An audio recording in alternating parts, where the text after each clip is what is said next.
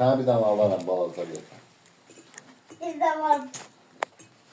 Elimizde var, geri gelende getirirsen, birini koyarsan burada. Başta da. Başta da Salih. Bak değil. Değil mi sen ha? Yiyeceği bayağı çiçeğde. Aslında o tuş değil. İkisi de aynı diş. Salih babali. Hadi gel bununla ye. Ne geldi yiyir olsa. Gel de bunu da ye. Soda yine. Bunu da ye. Ne geldi yiyir Ama tuzluyla, tuzla peson. Pesok da kim yemeği var? Yok anne, yok. Yok. Apa boyda tuz olur Salih. Pesok diyor. Sizde. Değil. Cem getireyim sen şimdi. Pika, pika, sesma pika, pensuka, sesma pika, pensuka.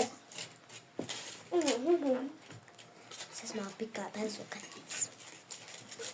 No.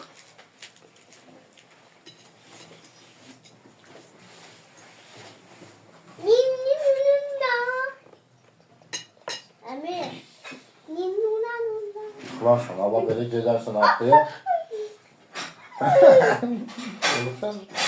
Hı? Gezersin haftaya yıkılarsan da top ye. Babaş. Bunda baba cabbar yenirsen cabbar. Cabbar öldürsen. Aa, sen adın Cabbar yıkılır. Doğrudan hemen adımdan sıkılır. Bundan sonra sen adın Cabbar. Emin Salih'ten bir tane sonra adın nedir? Cabbar adın Bundan nedir? sonra benim adım Cabbar'dı. Cabbar. Oldu olmuyor Salih. Abdullah Yazale. He. Sonra sen adın. Cabbar. Sonra sen adın onadır. Bakın top. Sen adın da sonsuz sevdi. Allah.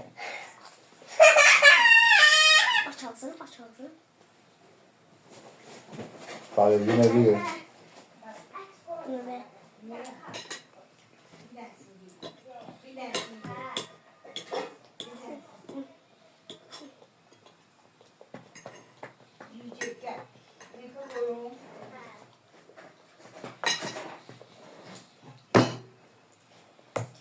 King Kong kanka. Ne? Lan çinkunu. King Kong. Çinkun çinkun. Çinkun. Hadi Çinkun. otursan sen. Burada. Burada. Yık kabağının şeyleri.